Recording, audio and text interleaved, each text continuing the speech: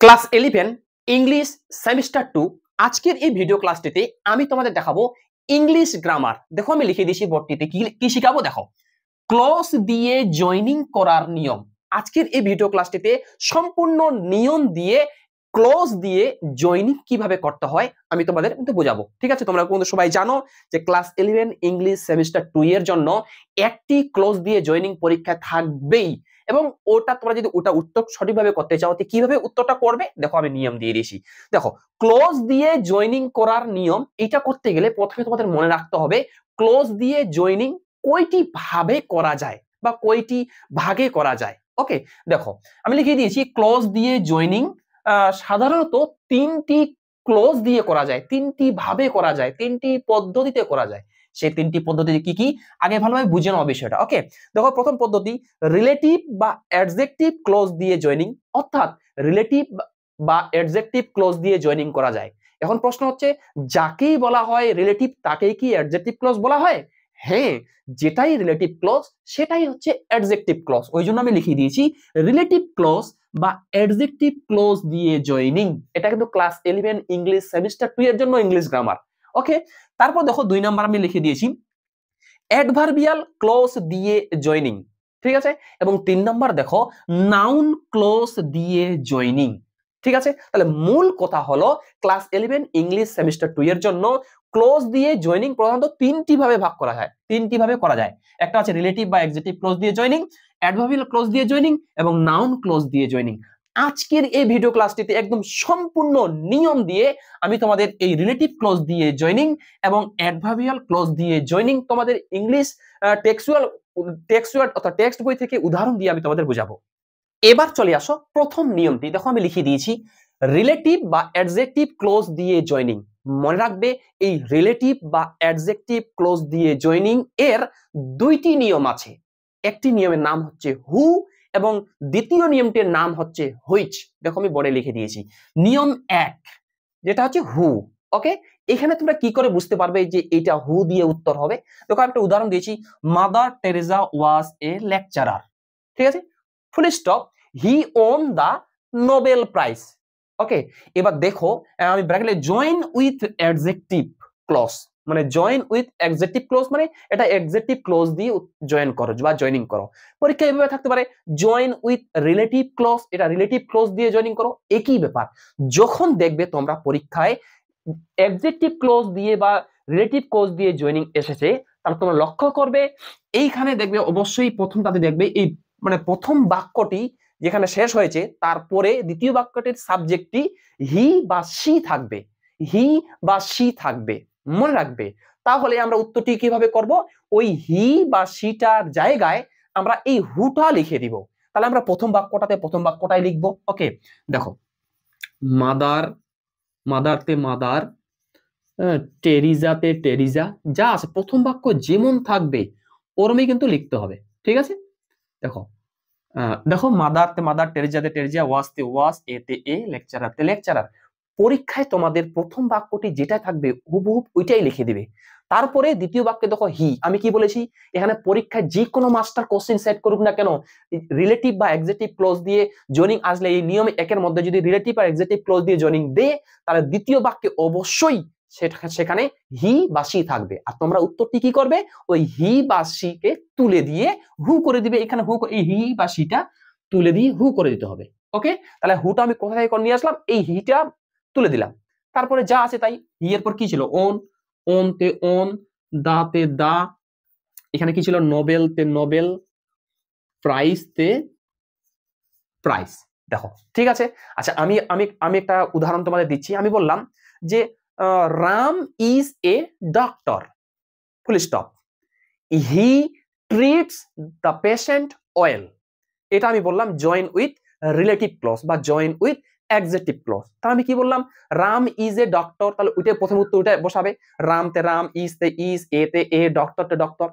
ঠিক আছে, তারপর ওখানে দ্বিতীয় বাক্যে কি ছিল, হি ট্রিটস দ্য পেশেন্ট ওয়েল, ওই হিটার জায়গায় তোমরা হু করে দিবে, হিটা খালে হু করে দিবে, হু ট্রিটস দ্য পেশেন্ট ওয়েল। এইভাবে কিন্তু উত্তরটি করতে হবে। প্রথম নিয়মটি তো আমরা বুঝলাম। এবার চলে আসো এই রিলেটিভ বা অ্যাডজেক্টিভ ক্লজ দিয়ে জয়েনিং এর নিয়ম 2।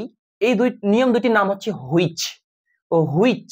মনে রাখবে, ঠিক আছে? যেমন দেখো আমি দিয়েছি Jimmy had a burglar tool, full stop, এটা কিন্তু full stop. Okay, it is prepared for breaking safes, দেখো আমি লিখে দিই জয়েন উইথ রিলেটিভ ক্লজ, এটাও রিলেটিভ ক্লজ দিয়ে করো, এটাও অ্যাডজেক্টিভ ক্লজ দিয়ে করো। তাহলে এইটার উত্তরটি কিভাবে হবে? মনে রাখবে রিলেটিভ বা অ্যাডজেক্টিভ ক্লজ দিয়ে জয়েনিং এর দুইটি নিয়ম। প্রথম নিয়মটির নাম ছিল হু এবং দ্বিতীয় নিয়মটির নাম হচ্ছে হুইচ। ওকে, দুইটাই পরীক্ষা দুইটাই লক্ষ্য করবে দ্বিতীয় বাক্যের শুরুতে সাবজেক্টটি কি আছে। যদি দ্বিতীয় বাক্যের শুরুতে সাবজেক্টটি হি বা সি থাকে তাহলে তার পরিবর্তে হু বসাবে, এবং যদি দ্বিতীয় বাক্যের শুরুতে সাবজেক্টটি ইট বা কোনো বস্তু থাকে, ওকে, তাহলে সেই ক্ষেত্রে ইটটা তুলে দিয়ে হুইচ বসাবে। ওকে, তাহলে আমরা উত্তরে দেখো আমি কিভাবে করব, জিমিতে জিমি মানে প্রথম বাক্য যেটাই থাকবে, ওকে, প্রথম বাক্য যেটাই থাকবে আমরা উত্তরটার ওইটাই কিন্তু উত্তরটা লিখবো। ওকে, দেখো আমি এখানে প্রথম বাক্য ছিল জিমি হেড এ বারগুলা, জিমি হেড এ বারগুলা টুল, আমি লিখলাম। এবার দেখো দ্বিতীয় বাক্যের শুরুতেই ইট আছে, ওই ইটটা তুলে দিয়ে আমি হুইচ করে দিলাম। ওকে, তারপর যা আছে তাই, ইজ প্রিপারতে প্রিপার্ট, এইদিকে কি আছে ফোরতে ফোর, ব্রেকিং তে ব্রেকিং, ফোরতে ফোর ব্রেকিং তে ব্রেকিং, শেপস তে শেপস। আশা করি তোমরা বুঝতে পারলে যে যদি পরীক্ষায় রিলেটিভ বা এডজেক্টিভ ক্লজ দিয়ে জয়েনিং আসে তাহলে তোমরা উত্তরটি করতে পারবে। আমি তোমাদের একটা উদাহরণ দিয়ে বুঝিয়ে দিলাম। মূল কথা হচ্ছে রিলেটিভ বা এডজেক্টিভ ক্লজ দিয়ে জয়েনিং এর দুইটা নিয়ম, একটা হচ্ছে হু, একটা হচ্ছে হুইচ। হু বসাতে হবে সেখানে যদি দ্বিতীয় বাক্যের শুরুতে সাবজেক্টটা হি বা সি থাকে, এবং হুইচ বসাতে হবে সেখানে যদি দ্বিতীয় বাক্যের শুরুতে সাবজেক্টটা ইট থাকে। এবার চলে আসো নেক্সট 2 নাম্বার, আমি লিখে দিয়েছি দেখো অ্যাডভার্বিয়াল ক্লজ দিয়ে জয়েনিং। এই অ্যাডভার্বিয়াল ক্লজ দিয়ে তোমরা যদি জয়েনিং সঠিকভাবে শিখতে চাও তাহলে দেখো এই অ্যাডভার্বিয়াল ক্লজ দিয়ে জয়েনিং এর নিয়ম 3টি আছে। দেখো তার মধ্যে প্রথম নিয়ম আমি লিখে দিয়েছি নিয়ম 1, এই নিয়মটির নাম হচ্ছে এস বা বিকজ। এস দিয়েও উত্তরটা করা যাবে, বিকজ দিয়েও উত্তরটা করা যাবে, ঠিক আছে? এবার দেখো এবার এটা পরীক্ষায় আসবে কি এবং আসবে কিভাবে এবং তোমরা উত্তরটি বা করবে কিভাবে আমি তোমাদের সুন্দর করে উদাহরণ দিয়ে বুঝিয়ে দিব। তার আগে ভিডিওটা যদি ভালো লাগে ভিডিওটি লাইক করো, এবং তোমরা যারা চ্যানেলে নতুন এরকম অধ্যায় ভিত্তিক গ্রামাটিক্যাল জিনিস, প্রশ্ন উত্তর, সাজেশন, রাইটিং স্কিল পাওয়ার জন্য আমার চ্যানেলটি সাবস্ক্রাইব করো এবং পাশের বেল আইকনটি প্রেস করে অল বোতামটি ক্লিক করে দাও পরবর্তী ভিডিও নোটিফিকেশন পাওয়ার জন্য। ওকে, দেখো এখানে কি বলা হয়েছে, অ্যাডভার্বিয়াল আমি দিয়েছি Jimmy wanted to marry a girl, full stop, he gifted his tool box to his friend. দেখো আমি লিখে দিই join with adverbial clause, adverbial clause দিয়ে জয়েনিং করো।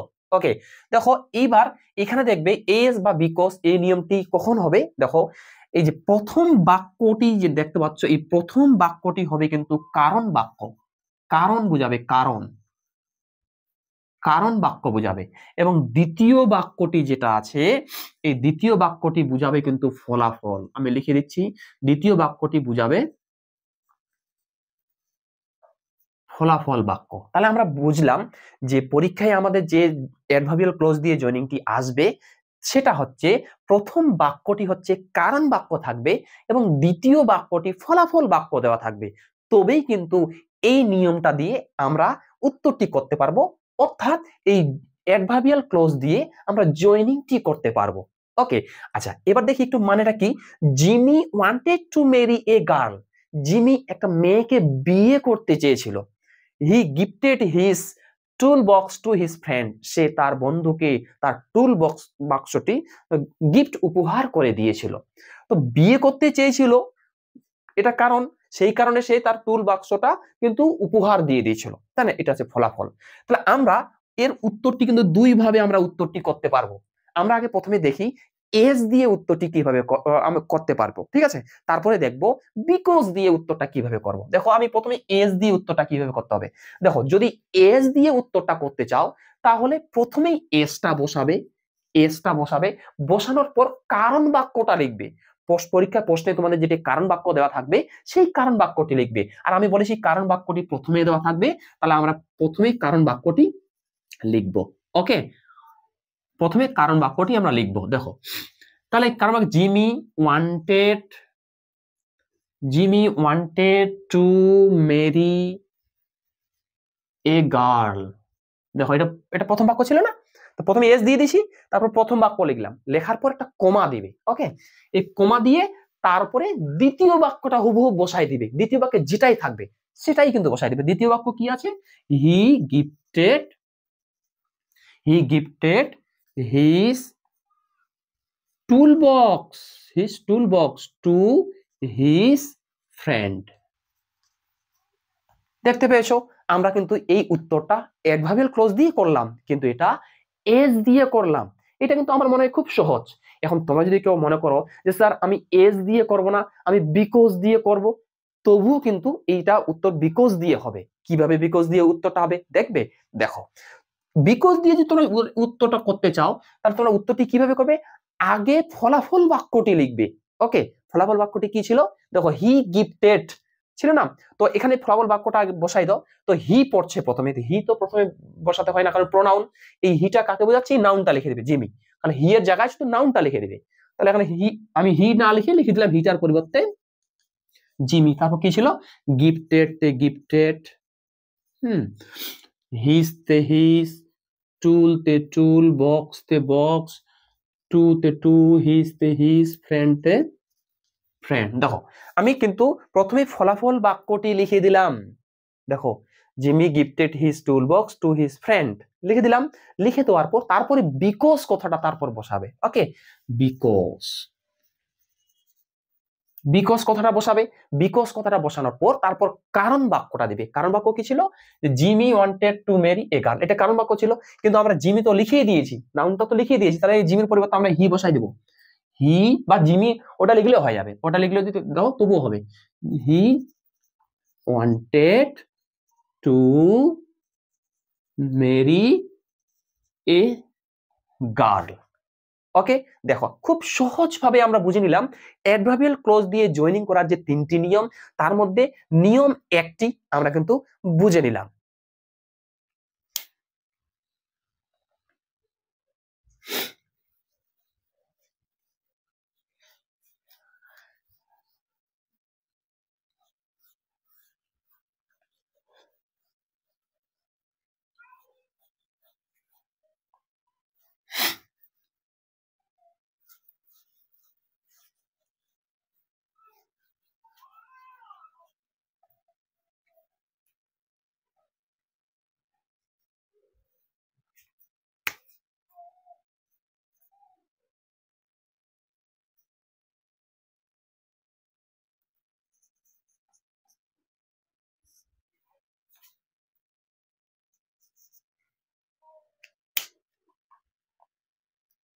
এরপরে চলে আসো অ্যাডভার্বিয়াল ক্লজ দিয়ে জয়েনিং এর নিয়ম 2, যে নিয়মটির নাম হচ্ছে দ্যাট।